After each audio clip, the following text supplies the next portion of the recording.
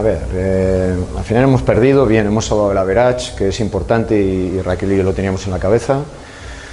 Y bueno, fastidiado también porque hemos tenido una bola para ganar otra vez y tampoco la hemos jugado bien, y hay que darle una vuelta a todo eso.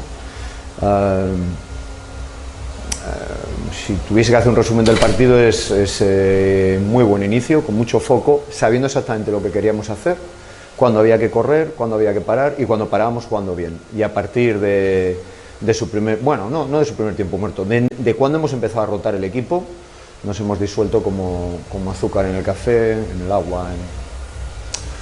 No podemos meter al otro equipo en el partido como lo hemos metido, con pérdidas, tiros malos, mala selección, jugando sin cabeza, sin defender.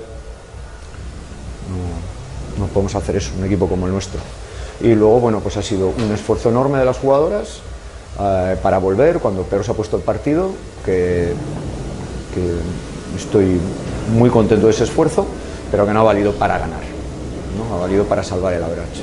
A ver, lo que veo, que el equipo no se rinde nunca y que eso lo tenemos, ¿no? Pero que al final este tipo de partidos ya en este nivel no puedes jugar 5 minutos de una manera y 5 minutos de otra.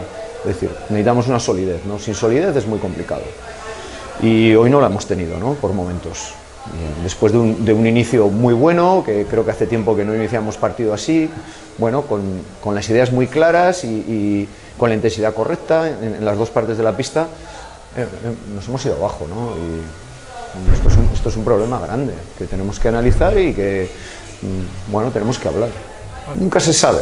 Yo creo que puede ser un partido muy fácil, no te ayuda igual a llegar con la competitividad correcta, y este tipo de partidos en los que sufres, en los que haces un esfuerzo, pues bueno, pues te ponen en esa intensidad que vamos a necesitar, evidentemente en la burbuja, bueno, que sabemos que va a ser una guerra dura y que vamos a tener que hacer un esfuerzo y una consistencia que hoy por momentos no la hemos tenido.